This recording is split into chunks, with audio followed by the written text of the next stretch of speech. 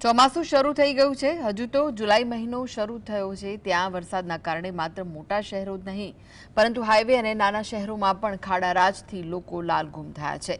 ઘણા સ્થળોએ રસ્તાની ખરાબ હાલતને લઈને લોકોએ વિરોધ પ્રદર્શન પણ કર્યા। ત્યારે દર વર્ષે એકને એક સમસ્યાથી લોકો કંટાળી ગયા છે।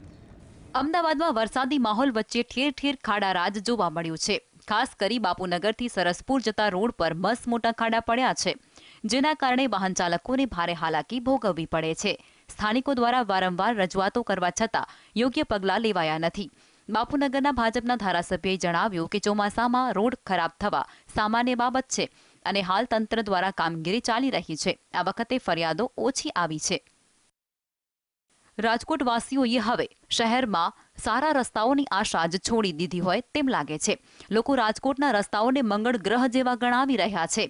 તેમની ફરિયાદ છે કે ભાજપના નેતાઓના ઘર પાસે જ રસ્તાઓ સારા છે, જ્યારે સામાન્ય જનતાના ઘર પાસે ખાડા સિવાય કંઈ જ નથી।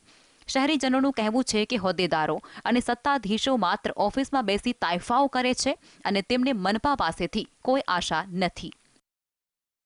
જૂનાગઢ શહેરમાં રોડના નબળા કામ અને ભ્રષ્ટાચારના આક્ષેપ થયા છે।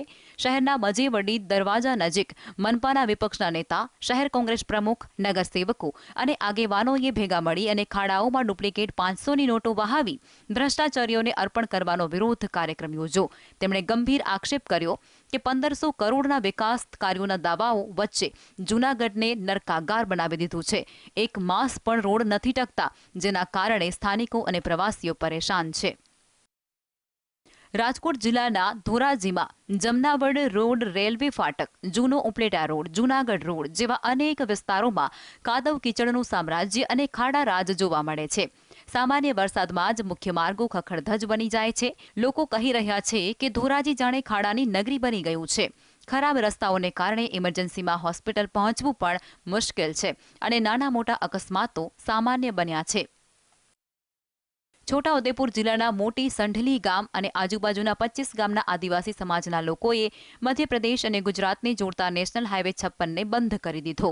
છેલ્લા 12 વર્ષથી મોટી સંઢલી ગામના રસ્તાની બિસ્માર હાલત હોવા છતાં તંત્ર રજૂઆતો સાંભળતું ન હોવાથી ગ્રામજનો રોડ પર ઉતર્યા। હાઈવે બંધ થતાં વાહનોની લાંબી કતારો લાગી।